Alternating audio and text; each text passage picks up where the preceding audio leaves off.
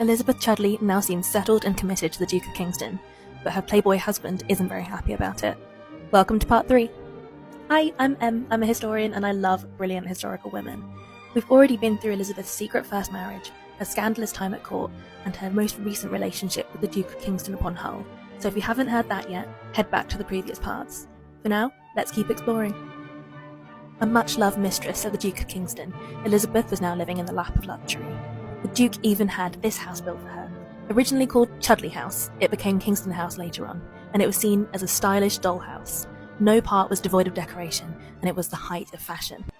However, Elizabeth's estranged husband's fortunes were beginning to change. Augustus was a second son and never hoped to inherit. However, with his elder brother's failing health and lack of an heir, it was becoming clear that he would be the third Earl of Bristol.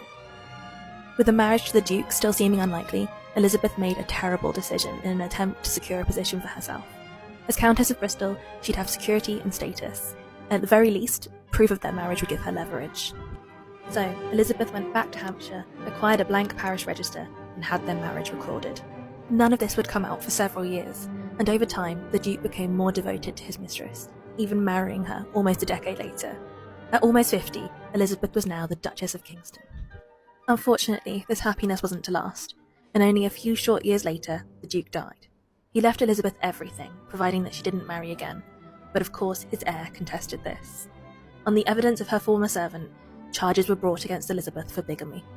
Elizabeth managed to evade these proceedings for several years, spending time on the continent and spending her money. However, in 1776, she was tried for bigamy in Westminster Hall.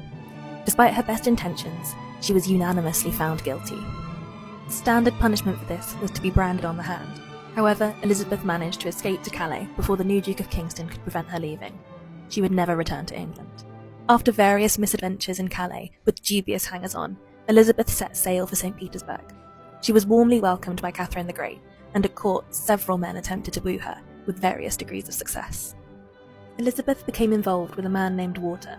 He claimed to be an Albanian prince, and played on her thirst for flattery. However, he managed to wheedle her out of lots of money, and was eventually unmasked as a swindler. While in Russia, Elizabeth bought an estate which she named Chudleigh, and set up a vodka distillery there. However, she grew tired of the society very quickly, and moved on to France. Elizabeth bought a mansion in Montmartre, as well as a 300-bedroomed estate in Saint-Assise, just outside of Paris. However, the checks didn't clear on this one, and she had a rather large tantrum. Soon after this, Elizabeth died suddenly in Paris in 1788. At around 68 years old, she was still obsessed with the finer things in life, and her long and detailed will exemplifies this.